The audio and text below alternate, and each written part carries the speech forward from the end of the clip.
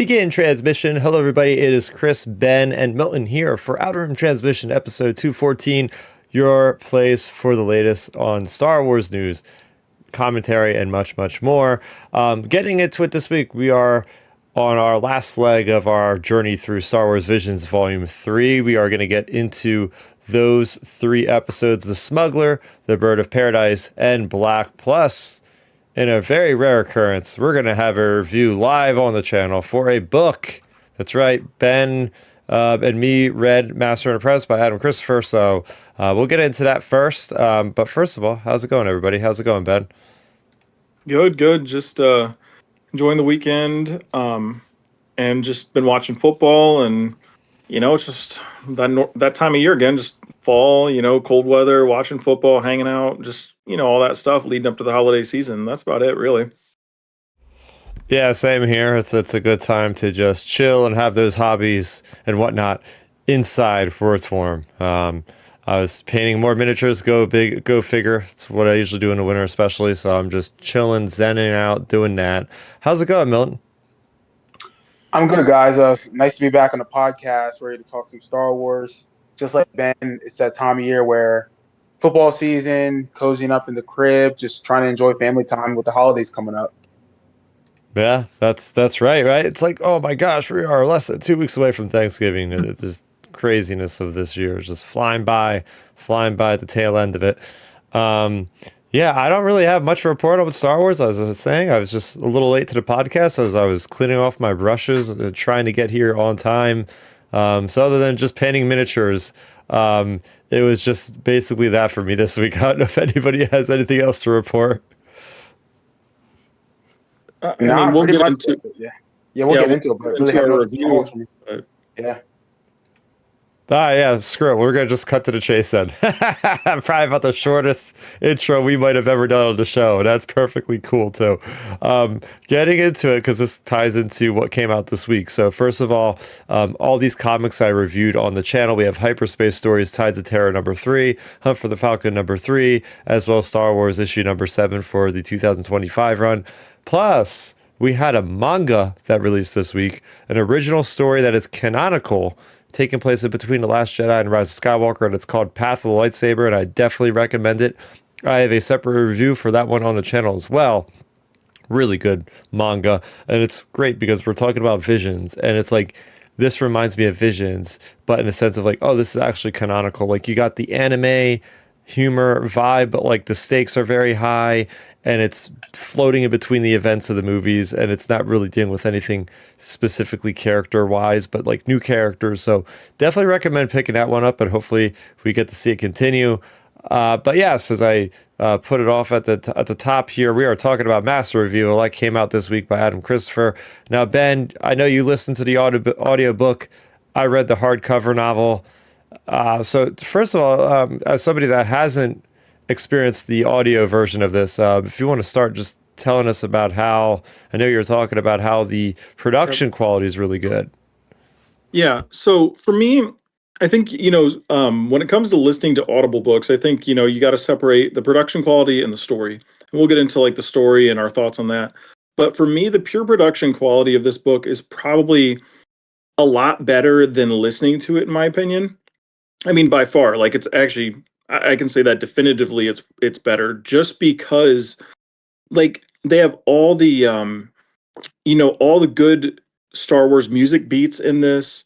They have all the sound effects that you'd imagine, like all the sequences you can imagine. So for example, here's an easy one for you, Chris and Milton.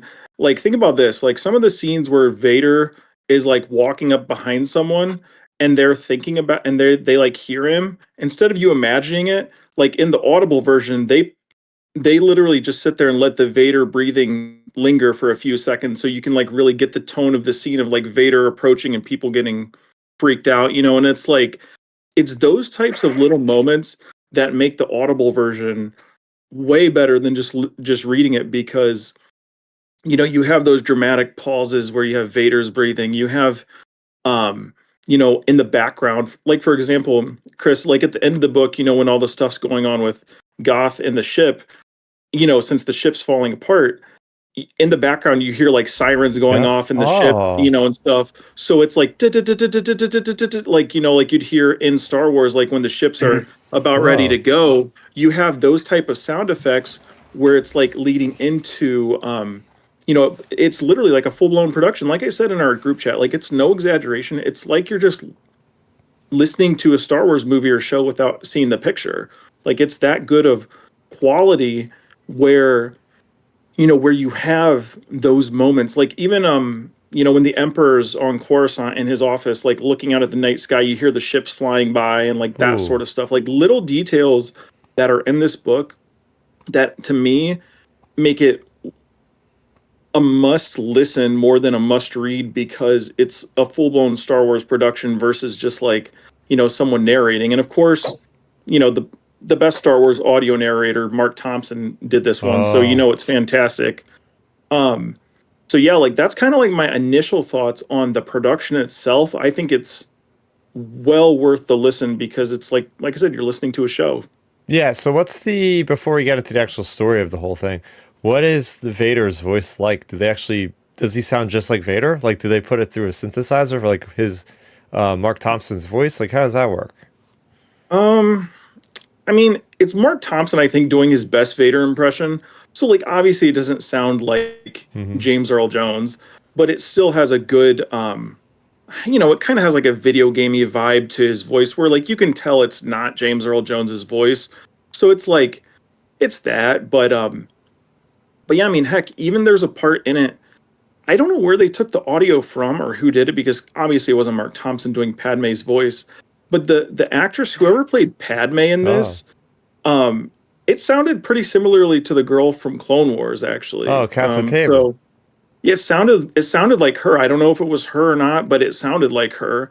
And I was like, dang, this is like really, really good production quality. So yeah, between that, all the ship noises, just everything. Like I said, it's like you're listening to a movie or a show. Yeah, yeah. The experience I have with those is the audio dramas from the High Republic have been really outstanding. Especially with them, Mhm. they are actually dramas where they actually have several Yep. different voice actors and they have all the effects. I mean, it's the High Republic, so they do have some reminiscent music, but a lot of the music is original because obviously it takes place so far back in the So timeline. I'll add one thing into it to like give you an idea too of like how they handle the music. So like Milton, like you'd appreciate this. Like so, like the kind of the happy music at the end of Empire Strikes Back when Luke's with the droids standing there looking out at like the sunset or what, Oh or the yeah. Right. galaxy. Yeah.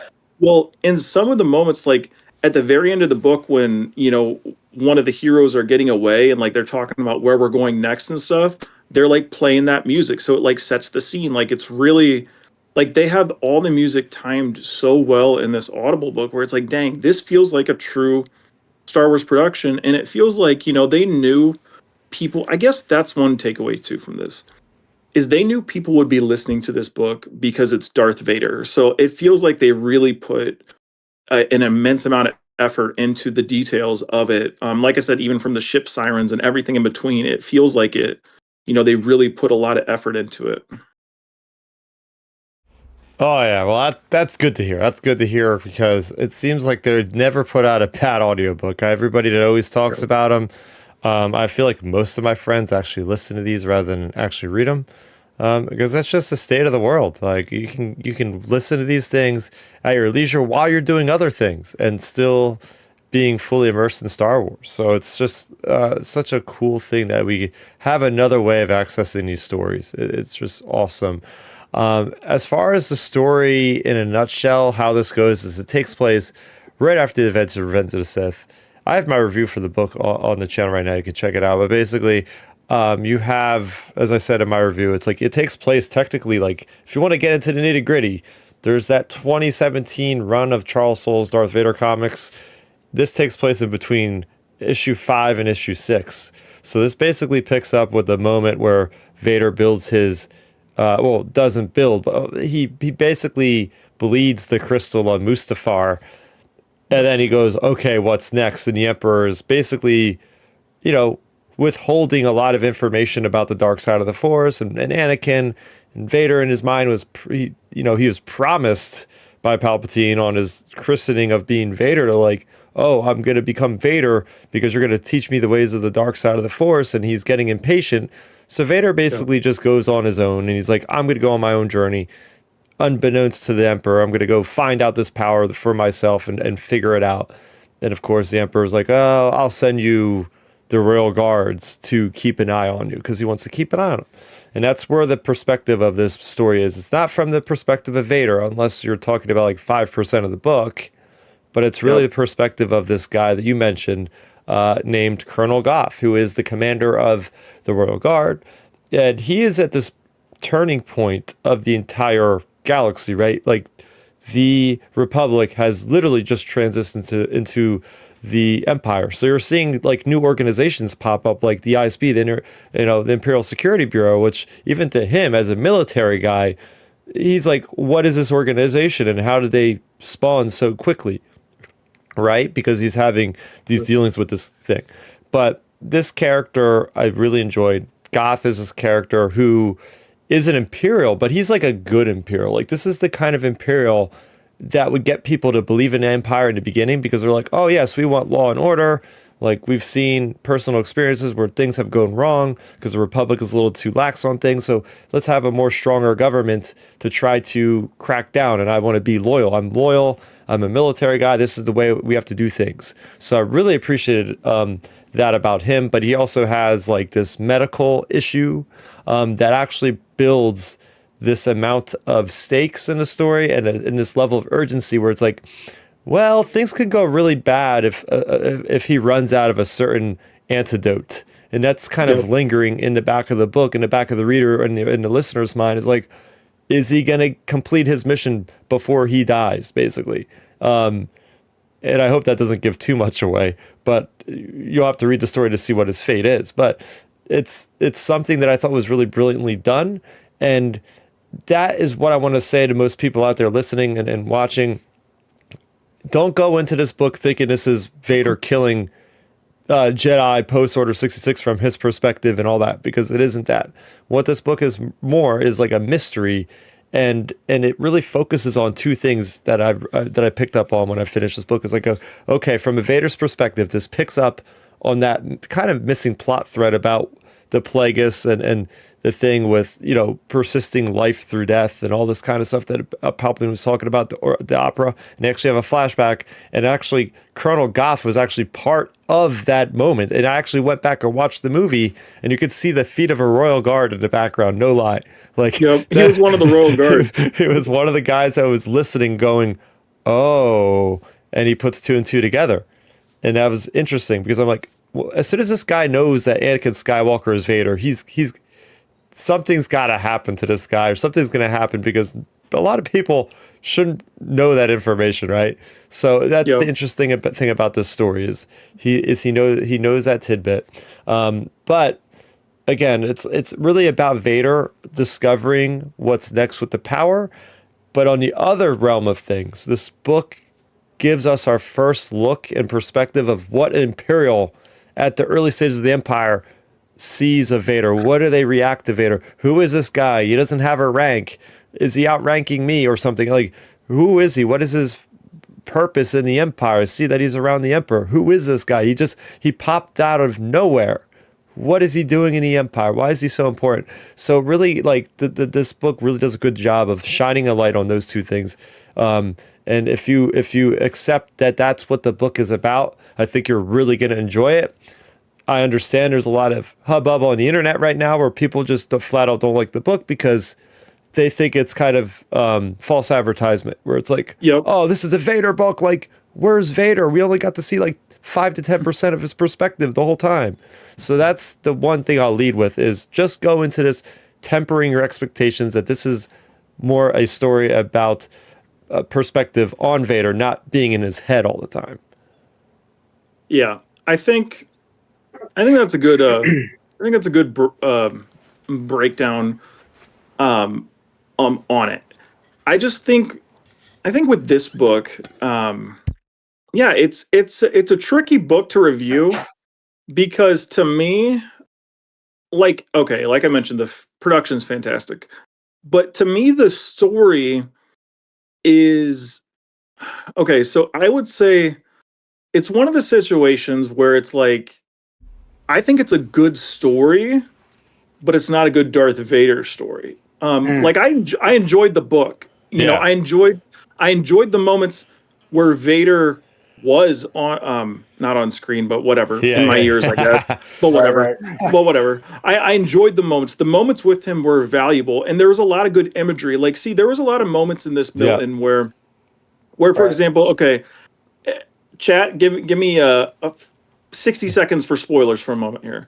So there's a moment where Vader or it might be a little bit longer, but so anyways, so there's a lot of moments in this book, Milton, where there's a lot of good imagery that I was imagining in my head, man, like man, this would be dramatic television. Like for Hmm. example, Oh yeah, if this was a series, there's a moment where Vader's in pretty much like a forced nexus yeah. thing, and Okay. like Vader is basically battling with his past with Padme and stuff, and for Yep. him to kind of fully commit to being Vader, there's a moment where she's up close to him and talking to him and Oh trying to be yeah, yeah, loving, yeah, and Right. he literally stabs her through her chest and is like, "No, I'm Darth Vader. Anakin Skywalker's in the past now. Blah blah blah blah blah." You know, and like Right. yeah. Vader, there's a lot of iconic imagery in the book where it's like, "Whoa, that would be dramatic television if this was on a screen." So like, Yeah, there's a that lot that of sounds kind of dope. That sounds kind of yeah, dope. I Oh, think I I want. gotta, I gotta talk a whole hour about this moment. and This whole and sequence was Milton, amazing.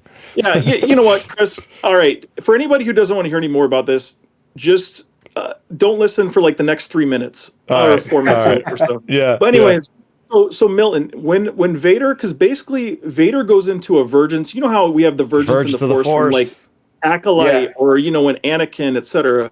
So Vader Right. goes Right. into a dark side vergence where he's dealing with his past and everything, and they have a reverse effect where there's a scene where it's the reverse of Mustafar, where Obi-Wan is the one laying on the banks cut up, and Anakin was like, "You turned to you sided with the Jedi. You went against the Emperor and blah blah blah blah blah." And like Anakin, it was kind of like a complete reversal of Anakin Yep. and Obi-Wan. And I'm like, man, this would be like incredible imagery if we had like this sort of like effect on a TV screen, So like that whole Force Nexus moment where he's in that dark side vergence, I'm like, damn, like this is Yeah. some good ass television. Yeah. Sorry, No. pardon my French, but that's what it was. No, it's great because like I love that part. That's one of the best parts about the book is Adam Christopher has done this before in Shadows of the Sith when he had Luke Skywalker interacting with like Anakin with like a interference with like his Force ghost for some reason. But it was like a crazy moment where like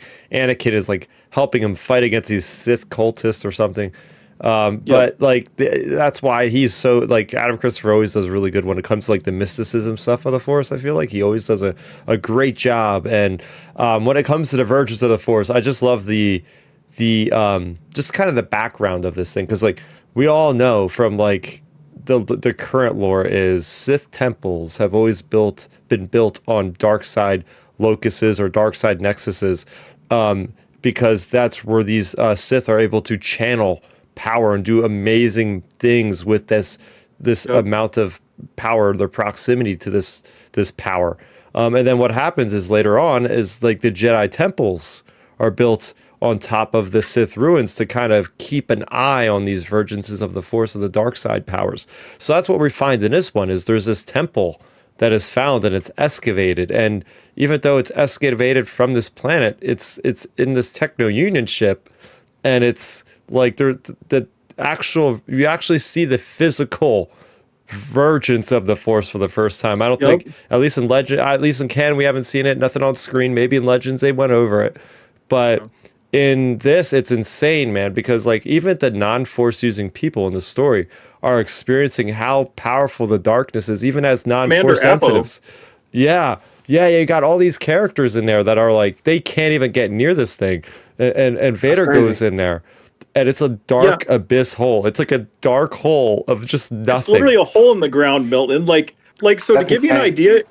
idea, in the book when Vader and Appo approach it, in Appo's head, he's getting all these screams of all his comrades saying, help us, like jump in this Force Vergence. And he's freaking out, having a complete spaz attack. And Vader, being Vader, he just like looks at Appo and then jumps into it. He jumps And into it. Yeah. and he literally jumps in, and it's like, oh man, Vader, like this is what we wanted. And like, and the thing about all this too, I guess we're just like spoiling the Force Virgins part, but hey, if you made it this far into this conversation, you're just enjoying it right along with us. Well, anyways, so I think the thing about it is like the part that really built it up, like you have these moments, Milton, where Vader is dealing with like these, you have action sequences with him and separatist droids, like they go to a former, there's a moment like, and they pull it from prior canon material, I know, in like the Disney era. Well, Vader and Appo and Goth are like standing around a corner, and canon, Vader basically what he does for like stealth is he shuts his chest lights off, so he's completely blacked out. And he doesn't breathe. And he wait, just wait a minute. He actually like messes with his suit. Yeah. Like on the stealth. That's insane. Now, Milton, this is like what the kids would say aura farming. So, right. So basically what Vader did in this sequence, it was epic. So he shuts his lights off, and then all of a sudden there's a hallway full of battle droids, typical B1 battle droids, and Vader goes boom and jumps right into the middle of them and just starts laying wood on all the battle droids, taking them all out. And he was just in stealth, and then when he jumps into action, he turns his suit and all that stuff back on, and he's taking them all out. So it's like, yeah, that's it. Just like the Vader moments were epic, don't you think, Chris? Yeah. Like where he or how he wrote Vader, it was just like, wow. Like I just kept thinking to myself, imagine all of this on screen. Yeah, I like the whole idea of this character who's like a shaman. And they are the protector of this Sith temple, and like, I wanted more of that through their entire lineage on this planet. Like they pass down the Force sensitivity through this whole family line. So it's like him and his daughter, and then the daughter is a major character.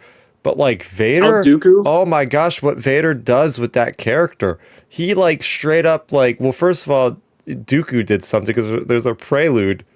And Dooku had basically screwed with this guy's mind. And then Vader comes back like a year later or 2 years later, and he's trying to get the information for where this power is. And the guy ends up having the Force, and then all of a sudden they're duking it out. And Vader just throws his lightsaber and just takes out the guy's legs. And then the poor guy, like he gets tortured to hell and back. He's getting boiled alive in his back to tank for getting interrogated from Vader. Vader's in his mind. It is some horror stuff. Like this book actually has some really good like horror moments where, again, you're looking at Vader from like an Imperial character, and even the Colonel Goth guy is going, are you sure you want to do this? Like this guy's gonna die. Like his vitals are skyrocketing. Spoiler alert, the guy gets killed because he tortures him too much. It's like, oh my gosh. We're too far along for spoiler alerts. It's just happening. I mean, yeah, it just, that whole sequence, Chris, like even just listening to it. See, here's the part, Chris, you would appreciate the audio side. You know how when he's in the back to tank and Vader's literally boiling him? You hear the bubbles bubbling in the back to tank, like in the audio version. And it's like, whoa, this is like wild. Like, yeah. So like you have this sort of stuff going on. And I think there's one more Vader moment, I guess, since we're on Vader as a topic, I guess. But there's one more Vader moment that I really, really appreciated. Well, actually there's two. So Milton, another iconic an image. So there's a moment at the end at the book where, the ship's coming into orbit, the big cruiser they're on. And it's basically going to crash into the city, and Vader doesn't want it to because it has the temple inside of it, because they removed the temple from its location, etc. Like it's part of the story. Well, anyways, the ship. So Vader is so powerful in that moment. He's like standing on the bridge, holding his fist up, and he's literally holding the entire cruiser in orbit while standing on the bridge of the ship. Like he's inside of it while holding it up. Yeah, and it's that reminds me of like what's the game, The Force Unleashed, where Force you're Unleashed. on the Star Destroyer. Yeah, that's what it was giving me flashbacks to. So you have a moment like that, but you also have a moment that I found really like to me, like being such like a Clone Wars fan and like fan of Anakin, like it was like a touching Anakin moment that like his humanity was still, even through all this dark stuff, Hmm. like his Anakin was still in there. So there's a moment where when he comes out of the Force Nexus, Commander Appo's Yeah. like his lower leg, it's Oh, I been love damaged this. because it's like it's his lower leg actually. So Commander Appo is the guy who George Lucas's son cut his leg off in Yup. Revenge of the Sith.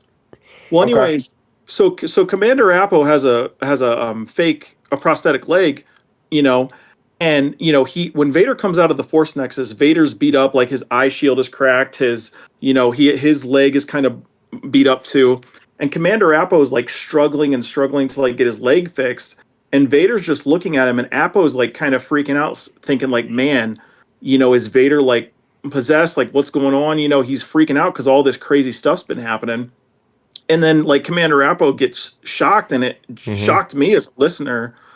Like Vader literally bends down on one knee and he starts working on him, and Commander Appo's like stunned, like he's never seen Darth Vader like you know bend down and like help someone out like that, and like so that kind of Anakin Yeah. mechanic moment was Mm, still in him, and I was like, man, this is what Oh, I know. this is what we love about this character. Yeah, because dude, okay, so to give you backstory on this is one of my favorite things about the book because I've always been obsessed with the clone troopers, and as like a tabletop gamer, like I know that there's like things in this game I play where it's like, oh, clones were working with Vader, but like has that been canon? Well, now it is because like you actually have Vader who calls up like the 501st, like some of the most specialized 501st that he served with at the Jedi Temple when he like massacred everybody. Like Appa was there, the lieutenant guy was there, and he calls like 20 of these troopers to do this incognito mission, this Black Ops mission that not even the Emperor knows about. So he has to get people right. that he can trust,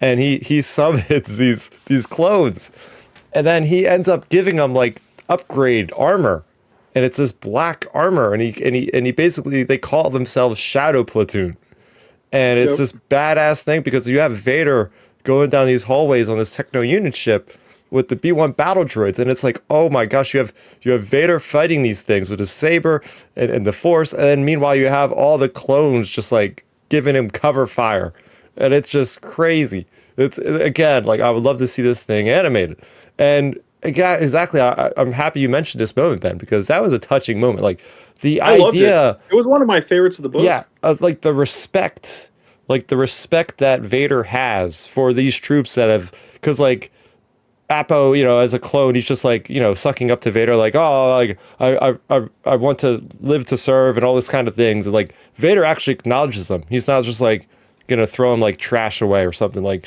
he, even though they're clones that are expendable, like he's taking time to fix this guy. He's taking time to actually like congratulate this guy, like give him his accolades for like serving by him and like helping him out on his own mission. And like he has such a nice ending too. Like there's such a great moment when they're there on Coruscant and he's like standing guard for Vader. It's like, oh man, I gotta see more of Commander Appo after this somewhere. Yeah, I think this is a book. Like you said, I think that's one takeaway. I guess we mentioned it. Don't be fooled. It's not a full Vader book. We mentioned that, but I think it's worth a listen or a read if you just want to hit some of these good Vader moments, and the story that doesn't include Vader still is Right. kind of indirectly including him, but it's still a good enough story and it's an intriguing story because Milton, basically the Commander Goth or Colonel Goth, he's like slowly dying, and Okay. he notices Vader's he long story short, he basically hacks a bunch of stuff with his droid, and he figures out he catches the George Lucas cut from Revenge of the Sith, the camera we see on Vader during the operating scene. So he figures out Oh who yeah, yeah. Vader is, and basically he's like, "Oh my gosh, maybe I can get a suit like that and live." So like I want to get as close as I can, become buddies with Vader to maybe Mm-hmm. eventually ask the question. So that was kind of like his thing, and the good thing is, I mean, I guess people can put their own puzzle pieces together, but unlike Kenobi, when Reva finds out who Vader is, Right. they did a better job with handling where Commander Goth ends up, I'll just say. Um, Well, I mean, so you he know, has to die, right? yes, but Okay, I'm it's about to say we all know. yeah, Like, yeah, it's yeah, I it's basically spoiled it at the beginning, and I realized there's no going back yeah. anymore. So, And it's cool too, though, Milton, because you have some real world imagery. Hmm. I know this turns into a full blown Master of Evil spoiler discussion, but like so when Colonel Goth goes down in the ship that he does, they actually do the 21 gun salute, like Apo and his guys, Oh like they do yeah, I that, and love I'm like, oh, that. nice, man, Oh man. this is cool. Like we built a good relationship with the character. And Chris, nice. again, the audio side of things, when they do that, you hear the troopers take their steps like into march, and then they hear them fire their guns off like a 21 gun salute, and it's the Oh, blaster bolts, and I'm like, man, ah, this is gosh. legit. So We so yeah, like you have little moments like that, and yeah, it was a to me it was a really good story overall. yeah. Um yeah, it was a good story overall, more than just a Vader story, just a good story. Yeah, we got to talk about the droid. You mentioned the droid nines, TC-99. Yep. Like the previous model of the protocol droid between C3 before C3PO. I believe it's like the same kind of droid that we've seen in the Phantom Menace with serving Obi-Wan and Anakin aboard the droid control Yep. ship there.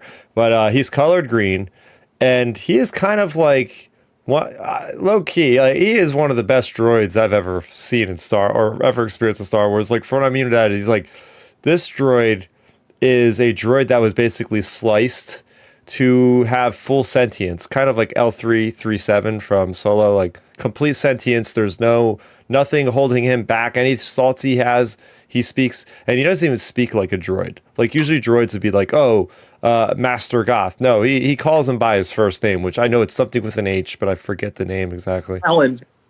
Was it? Halland. Oh, Howland. Okay, yeah. So like they have Yep. such a cool camaraderie. Like they are not like it's not like he's the droid. It's like they are partners. They are good friends. The droid is there to help him. He has like the special syringes that he needs to basically stay sane because he has these fits of like almost like seizures in a way that are uncontrolled pain, and he needs these neuro syringe things to like get rid of that and get back to doing what he can do. But not only that, this droid has access to any droid matrix by this side loading compartment. Where I like this. this is a really cool idea. And I think Ben, you might have touched on this in a prior episode of the show of like, why can't a droid do this or whatever? Like, so this, Yeah, I've yeah, always said that. Like, it doesn't make sense. Why? I mean, these droids are big sentient beings. Why Right. or what? Why can't C-3PO be an assassin droid? Like, you just load up a file. And the funny thing is, this book answers this. But yeah. continue, Chris. Yeah, so basically what I'm going to say is like, yeah, there's moments where he needs to be able to be an expert slicer. They actually have a slicer matrix that they side load into this thing on his chest, and suddenly he can keep like his voice, he can keep his sentience, and he's still like the same droid, but all of a sudden he has these skills, and then he only has them like temporary, and then he could be a pilot, he could be an assassin. Like Yep. there's like a lot of cool moments here that and it doesn't get it's not the easiest way out either. Like there's complications. It's not just like, oh, I instantly get this. Like there are drawbacks, and we see that happen a few times in here, which is kind of frightening. But that like and then the human element of this droid really tugged at my heartstrings. Like they have this bond between these two characters, Goth and this droid, and the droid and him one day were like searching through files, and they came across like this Ogo's almanac, almanac, it's basically like a make believe version of planets and stuff. It's like a bunch of folk tales and different things like that. And they always make references to like these different folk tales when times get tough or something. They're like, well, if this person would have done this at this time, and they both like get the inside joke because they know this thing. And I think having that kind of plot element in there that was kind of spread through, and even after the demise of Goth and 99 lives, and now he's speaking that story to the daughter of the shaman that is also very force sensitive, and now they're going on a journey. I thought that was like the perfect way to end the book. It's just like reciting like this line that Nines and Goth knew. Now Nines is trying to spread that kind of knowledge to the girl and try to build a rapport with the girl and anywhere we want to go. And that's kind of how the book ends. I'm like, oh man, I don't think we'll ever see these characters again. It'd be great. But I think the way it ends, I'm like, oh, that was pretty cool because it folds in those elements. But yeah, this droid was badass. This droid was so good. I hope that's not the last time we see him because he really was something cool. Oh yeah, I really enjoyed the book. Like I said, I'd recommend it to anybody who wants a good Star Wars story overall that includes a lot of elements of Vader. It's not necessarily a pure Darth Vader story, but it is revolving a lot of Vader indirectly, just because of Goth's like his whole thing is to get to Vader to befriend him essentially. So like it is kind of lingering there. And it's not like Milton, for example. It's not like Vader is only at like the end of the book or the final 20 minutes or something. Right. Vader's sprinkled throughout the entire book. So even though if you add up the pure numbers of it, he's obviously like a minor part of the book, or like maybe like a quarter of it or a fifth of it, but Yeah. it's spread out so evenly through the book that you don't feel his absence per se. Like, the chapters in between Vader's absence are enough. There's enough stakes there with the clone troopers, with Goth, with other characters, where it makes it more valuable, where it's like, it pushes you along to like the next part. So I think yeah, I think for me it's a recommend, I would say. I can't really rate it because it's hard to rate a book like this. My only little gripe with the book, Chris, I would Hmm. say, is I have one gripe, and it could be wiped away because of the Force Virgins, and it's just kind of like the World Between Worlds or Mortis. It's just weird stuff happening, so we don't really know what's the true reality, because we never heard the Emperor say it directly. But there's a line in the Force Virgins where um, Force Virgins Anakin tells Vader that for the Sith, the Master's power comes Oh yeah, from this part. comes from the apprentice basically being fearful and hateful Yep. and stuff. And to Mm-hmm. me, this is my only gripe. This is the only gripe. And like I said, I could wipe it away because of the Force thing, whatever. Like maybe that's why. But if you're using that logic, then Emperor should have just had 500 apprentices and just powered up. That's a So good like, point. so that's my only like that's my only if okay, like if I'm not if I'm not being a super Star Wars sweaty nerd and not thinking about that too deeply. I just it's literally one line and you ignore it and you keep on moving. But I genuinely think this is like, again, kind of the sequel reclamation project that's going on with a lot of the stuff.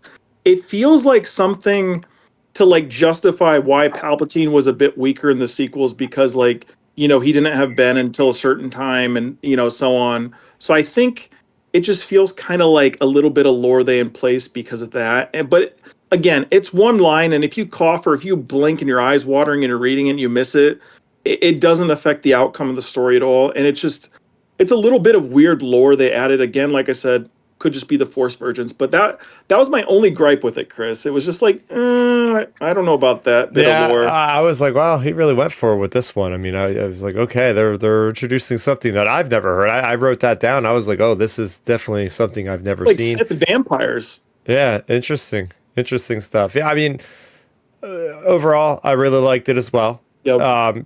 It wasn't my favorite Star Wars novel this year, but that's saying a lot because my goodness, this is the last one that came out this year. But we started the year off with the Mask of Fear, which was amazing. That was like the tie-in kind of book to Andor. Then we got Trials of the Jedi, which finished the entire High Republic in amazing fashion. Then we got the Bad Batch Sanctuary, which that book had no right to be that good. I freaking love that book.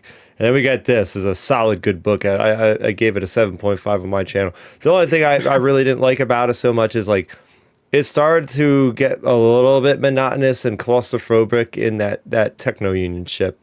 I thought that dragged Yep. on for like way too With long the because that was commando like droid and with that the was other like guy. half Yeah. that was like half the book, and I was like, whoa, like we're not going anywhere else, I guess. So yeah, I would have preferred to see maybe a little bit more, relatively shorter book. I mean, it was like less than 400 pages. Usually, some of the ones that came out this year were almost 500. But I think it served its point. It served its point. But yeah, I mean, I would recommend this as well. Just know what you're getting into, as you said, Ben. Just know that this is not going to be the end all be all Vader killing Jedi that survived Yeah. Order 66, and we're going to learn all that. I'll But there's still some stuff in there. Yeah. Yeah, I'll say this. Like, so I was kind of right in the same ballpark as you. Actually, I gave this book a 7 in my notes because I just, like you said, I felt like the Techno Union stuff was a little bit wordy, and to me, I don't like to compare and contrast too much, but to me, like the pure Vader character study book is still like the Legends Dark Lord Vader Rising book by James Luceno. That book, is more of the Vader character study. This one, like I said, it's just more of just a good Star Wars story that has Vader in it as a central kind of like theme. Like he's in the book, he's involved with some of this stuff, and it is kind of looming in the background of like, oh man, when's Vader gonna pop into this scene? When's Vader gonna pop in? You have that feeling through the book. But yeah, for me, I would say it's a 7. Yeah, there we go. So now we're gonna jump from reviewing a book to reviewing Star Wars anime. So I know Milton, you didn't get the chance to be on last week. We really enjoyed the episodes last week. I don't know if you wanted to say anything quickly about the 3 episodes from last week. Let's see, what were they? Oh shoot! Now I gotta go to Disney Plus unless you guys know. I don't Now it looks remember. like they were the bounty hunters. That's right. Yeah. It was Yuko's treasure Hmm. and the lost ones. That's it. Yeah. Yeah. Yeah, Yeah. yeah. The bounty hunters. That which remind me of which one that was again. Was that whenever they show up to take the treasure out of the cave? No, that was the Um, one that came out before. It was with the one girl and the droid that changes personality types to an assassin and a medical droid, and they're dealing with like a droid Deka that is like the CEO guy is trying to like mhm. use these kids as like child labor. Oh, okay. I remember that one slightly. I don't think I really enjoyed that one that much now to think about it because I didn't really like get into it. Now it's like, yeah, I didn't really like that one that much. Hmm. Fair It enough. was kind of yeah, it was kind of Yeah. But the next one, the treasure one with Yeah. the bear, Billy the bear, Yep. Yeah. I like that one a lot. Same, man. That Same. one, I thoroughly enjoyed that one. I felt for the kid because that little Yeah. kid like wanted to fight those pirates or bounty hunters or whatnot, and he had no chance of defeating them. But to show how he was connected to that bear, and that bear raised him, and then come to find out his parents were like, helping people against the Empire, and they left him a starship, and then that little kid was a Sola. Became Yeah. like his friend or a part of his family. That that Uh, that touched my heart slightly. I really enjoyed same. that. I love that moment. Yeah. And then the next one, the Lost Ones, which one was this one? I can't remember off the top of my head. Was it the This is the one with the carbonite storm that was like freezing the planet, and then they had to go and it was a continuation from The Village Bride. It was one of the sequel episodes of that one female character that fought her master that turned to the dark side or something. mhm. Yeah, that one. I don't remember this one that much, honestly. I think I really just I enjoyed the bear episode. Like I know that Yep. stands out to me. That's all So right. I We apologize. Yeah, I have to go back and We rewatch it. felt the same, we Milton. felt the same, Milton. We Yeah. were like, I was getting sleepy on that one. I said, okay, this Yep. is not my bag. Yeah, we Right. were like, eh. So there you go. There's a quick rundown. We're gonna be all caught up after tonight's episode because tonight we're gonna talk about The Smuggler by Trigger. This is the same studio that brought us the twins from Volume One. So I'll throw it over to you, Milton. What were your first impressions of The Smuggler? Loved it. It was I loved how we first of all, spoiler, we ended up on not Tatooine. Oh my God. Gavin. Yavin 4, yes. Yeah, How we yep. ended up at the end of this planet on Yavin 4. And I'm thinking, like, okay, like, where's this going? I want to see a sequel to this story for sure. Hmm. I love how this smuggler kid, was just doing his job, smuggling people in and out, and then to be coming. She reminded me of Han Solo. Think about Yeah. like how parallel Han Solo's story was in the original trilogy compared to this character. How she rescues a royal from a planet Mhm. that's isolated and that's being taken over. They get him out of there and he end up on Yavin 4. Like that's Han Solo's story. Yeah. and I really related to this character. I love this story. I love the former Jedi Yeah. who was like the bodyguard, like just kicking ass low key. But she's like, okay, be quiet, don't tell anybody about it. But when she needed to like whoop someone's ass, she did. Um, Thoroughly enjoyed it. I love the visuals. I love the pacing. I really want to see another story to this, and it also takes some lore from real life. This kind of reminds me of the Anastasia story back in like the 1940s of Oh. her Yep. parents being assassinated. She happens to survive, or the legend is she survives, and she goes on to do X, Y, and Z. And it's like, oh yeah, I think they took from like some of the Russian culture of the Russian czars back in the day of the Anastasia story. That's what I took from it as a parallel. Yeah. Go ahead, Ben. Yeah. I mean, I think for me, it was one of the better episodes of the season, I would say. Like you said, Milton, I love the parallels to that. I think the visuals for this episode were very good Ooh, very good. as well. Yes. So I really liked again, it's just like the way the studio who did this one, like you said, they did the twins, which that was another visually really good episode. Whether you're a fan of the story or not, the visuals were excellent. So I think Right. this hits that. And like to me, when it comes to anime, that's half the battle, to be honest with you. Like Yep.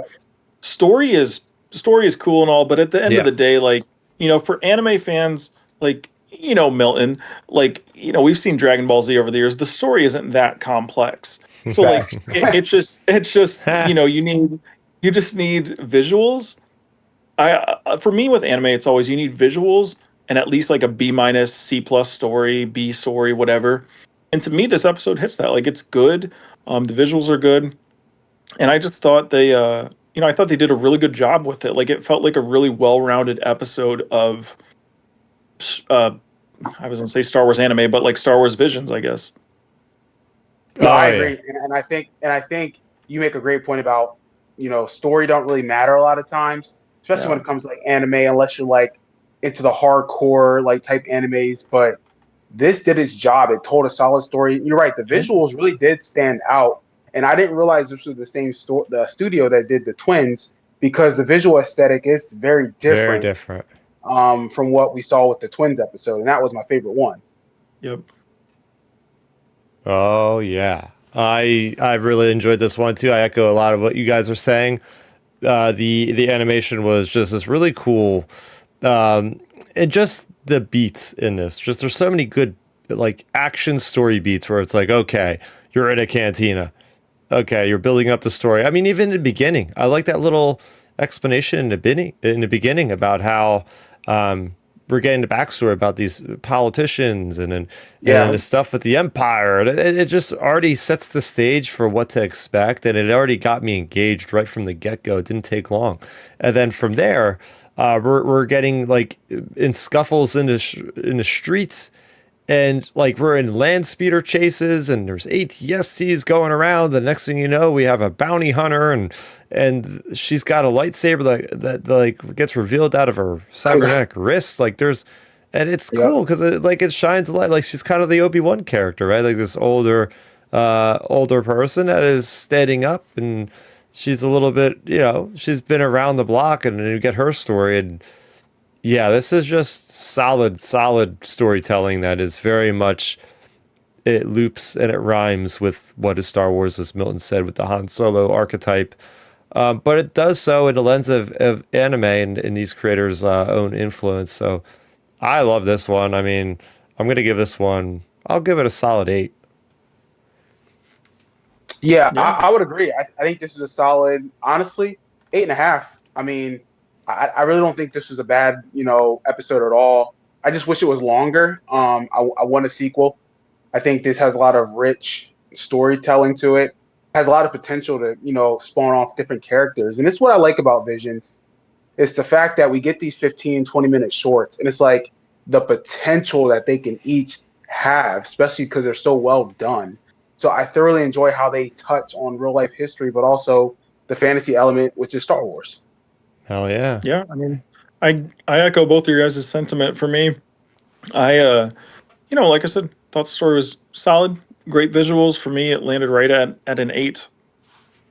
Yeah. So let's just dive right on to the next one. So we have The Bird of Paradise brought to us from Polygon Pictures. And this one is very striking because this is the one that I immediately gravitated toward just from the trailer. Like, oh, we got a 3D CGI one. We had one Mhm. like that in season 2 or volume 2. And here we go with another one. So I'll throw it over to Ben for your first thoughts on this one. What'd you think? Yeah, for me, I mean, again, like I mentioned in just a couple minutes ago, the visuals, when it comes to anime and things like this, that's what pops more than anything. And for me, like you said, it's really stood out because, it was 3D CG or whatever you call it. Like, it's to me, it definitely made it feel more unique than the other Visions episodes. But then, I guess on the flip side of it, it's kind of like, I kind of view it like this, like where it's like you said, the visuals draw you to it. But then again, on the flip side, to me, it almost feels like out of place since it's in an anime show. So it's kind of like I'm stuck in a middle ground where it's like it feels like it could be just like its own separate thing that's not included in Visions because of the visuals alone. But then, I remember it obviously is in Visions. So yeah, I think that was one of the most intriguing parts about it was just like the creative choice to go that route. Yeah, yeah. This striking animation style reminded me a lot of League of Legends, and I found myself Yep. thinking League of Legends Arcane on Netflix, Arcane, which is the Yep. best animated show I've ever seen. Like, it's only got 2 seasons, but it is incredible. And one of the characters from there, her name is Jinx. And I was really getting a strong Jinx vibe from this like Darksider character and the dark side entity inside of the protagonist's head. But yeah, I thought that was a clear indicator, like, oh, okay, this is almost more westernized, but it's still like Yep. the flat images would appear, obviously, anime. So that was cool. Yeah, I felt like this episode was solid. Think the visuals were definitely the standout. Um, I will say at first this episode kind of challenged me because I was like, okay, where are they taking this? But Yep. as I sat and was patient with it, I was like, okay, I understand what they're trying to do, and I understand that this was like very much a teachable moment within like this particular short for this particular character. So I thoroughly actually enjoyed it. Once I gave it a chance, I was like, okay, I see the purpose behind it, and I think this was the type of episode that was needed. Now we can talk about the next one shortly, but I felt this was the actual finale of the season, in my opinion. Like, Yep. because really you can come off a high of episode 7, and then you come to a low type episode of this, where it's like, okay, let's calm you down, but tell like a more spiritual story. I was like, oh, this is Yep. a good way to end it. But yeah, Oh yeah, I mean, looking at this one's really deep. I know this one's probably not going to be for everybody because it is slower.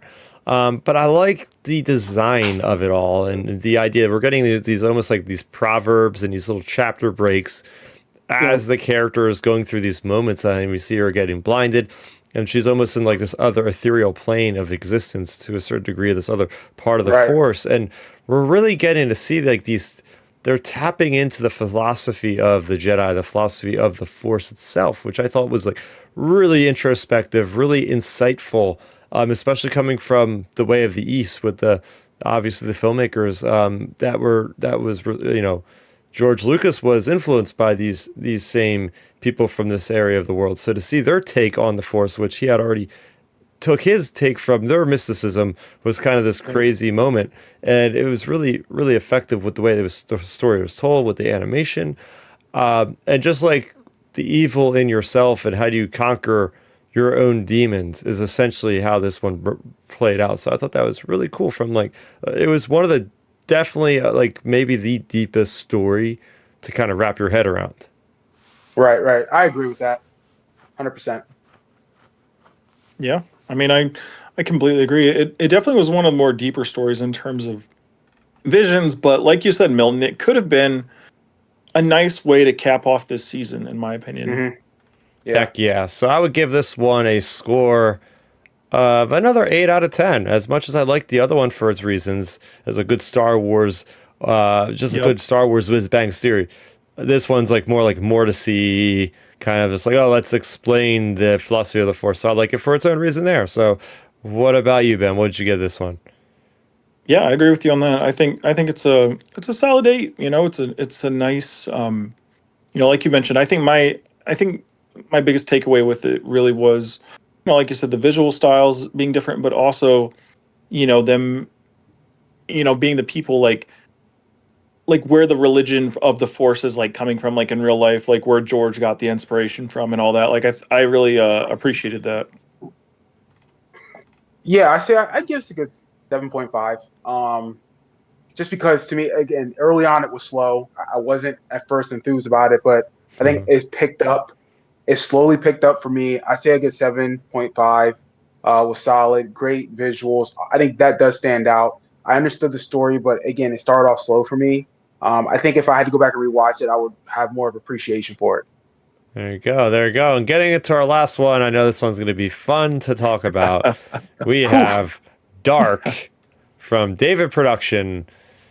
I guess I'll start this one off. So, this was an experience to say the least. And good thing this was only 13 minutes long or something because I looked at the time a few times. Like, I haven't ever thought so much about turning a Star Wars thing off. I think than watching this because Facts. I'm going, what's the point of this? I know this is for some people, this is something really cool, right? Because it's going, oh, let's get the artistic, let's go completely abstract art with this thing. Let's completely go abstract. It's like, how do you decipher this thing? It's like one of those things. It's like you look at a painting, some people go, this is brilliant, and all you're seeing is just like a bunch of vomit on like a palette. And you're going, that's brilliant. That's kind of what I took away from this one is like, and then you add on top of that the crazy soundtrack of like this crazy jazz. I'm like, this doesn't even fit this at all. Like, what is It really didn't. happening? I'm going like, is Lucasfilm like really in pairing with these studios to okay these things? Like, what is going on here? But then I realized, like, all right, this is this person's vision. They are going crazy out of left field. I respect that they did it, but I'm never watching this thing again. So I'm going to throw it over to Milton now. What did you think about this one? Trash. Like it was stupid. Like this made no sense. And look, and I will give an explanation. I love art. I love to go to a museum. I love jazz. Like I thoroughly enjoy that in my life. What the hell did we watch? Like this had no point to it. It's not like there was any linear story to what they were trying to tell us. It wasn't like they were trying to set anything up. It was just a whole bunch of shit thrown on the wall. Like it was bad. And if someone can sit down and explain to me the purpose of this episode, I would love to listen. But to me, it was garbage, straight trash. I'm never watching it again. It just made artistically no sense to me. Like, what about it was Star Wars? What about it had storytelling? It was just visual throw up. Like, that's how bad it was. All right, Ben, it's your Um, turn.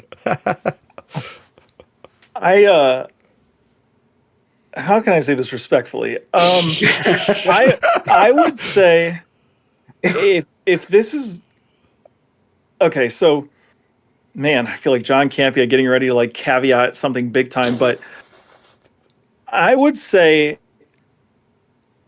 I watched the first 3 minutes of this and shut it off because I thought it was I've seen every big name Hollywood complex movie there is, and I didn't understand what was going on, so I was like, nope, I'm out. And Yeah. I genuinely like just seeing the first 3 minutes of this. I said, dang, like honestly, at this rate, I would rather have Ryan Johnson, Leslie Headland, and Tony Gilroy team up for a 30 season run of a show and create that, which would be my worst nightmare, than watch this again because like Oh this my was gosh. Yeah. absolutely terrible. And, It's and I bad. just, I don't even know what it was. Like honestly, like if you just close your eyes for a minute and play that, you might have thought it was one of those random advertisements for some dumb Tubi TV movie or something on YouTube because Yeah. it just I just didn't even know what I was looking at for the first 3 minutes of it. And I was like, I'm good. I'm good. I heard the final episode's trash. This confirms it in the first 3 minutes. So yeah, let's bring on Leslie and Tony and Ryan for a 30 season run of anything they want to do because it'd probably be better than this. And here's the thing, though. Like, I will tell you this: I'd rather watch The Last Jedi than this. And you know Yeah. how Oh, much I despise that movie. You know how wow. much I despise it. I'd rather watch The Last Jedi thoroughly and with a smile on my face the whole time. You know what I would rather watch? I would rather watch the witches singing in The Acolyte than this because this was bad. Like Yeah. I do think though, Chris, you do have a point. I think with Lucasfilm, this episode confirms I I think they truly are giving the Visions creators true independence to literally make whatever you want to do. Because look, we've seen some fantastic things, and we've seen some things where it's like, whoa. And this is one of the few episodes of Visions where it's like, this just shows like if they gave them true autonomy and just said, hey, produce whatever you want to do, and we'll just upload it to the Disney Plus server. Yeah, exactly. Exactly. And like to me, I mean, I don't know. We can't really beat a dead bantha too long, I guess. But for me, like the episode is easily a 0 out of 10. Oh, It's it's unwatchable. Facts. I can agree with that, Chris. It's I will never watch this episode at all. Like, it's horrible. It's a zero. It's a negative 0 out of 10. Yeah, negative 0. all right. I'll give it a 5 out of 10. I mean, the thing about that is like, yeah, it still fails. It's still an F, right? It's still 50%. But like when they didn't I rewind, think you're disrespecting F though by saying that. when they if they did it like the actual animation, there are some cool things in there, but the Right. problem was they kept rewinding it over and over and over again. Like if it was 2 or 3 minutes, I'd be like, that was decent, that was okay, but they just kept repeating themselves. But then there's like sometimes stuff that you didn't see before, like they're riding horses, and I was like, oh, stormtroopers riding horses. That's like a really effing cool image. Like I could see somebody having like that poster on their wall or something like that. That was very striking.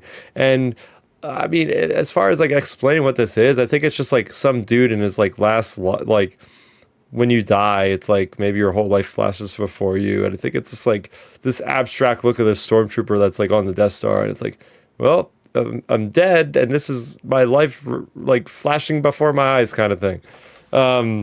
That's all I can possibly decipher from what this was. But yeah, again, it's like a 5 for me. It's just like I do like some of the art, so I can't completely give it a 0. But everything else is like I might be too generous with a 5. Maybe it's like a 3. I'll give it a 3. I mean, I'll throw this out there. I wish this week I would have watched the holiday special 10 times instead of watching 3 minutes of that. Oh, and that's all the time we're ever going to spend on reviewing Dark by David Production. And with that, that closes Star Wars Visions Volume 3. Real point blank question here out of nowhere. Milton, which so far has been your favorite volume of Star Wars Visions so far? Oh, still volume one. It's Yep. well, the first volume. It's so good. Again, I watched that at least a couple times throughout the year. Volume one is still my favorite. I would say volume two in linear, 1, 2, 3. I mean, thus far.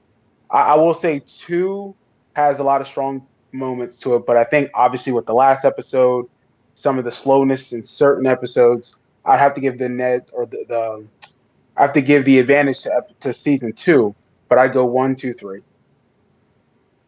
All right, Ben.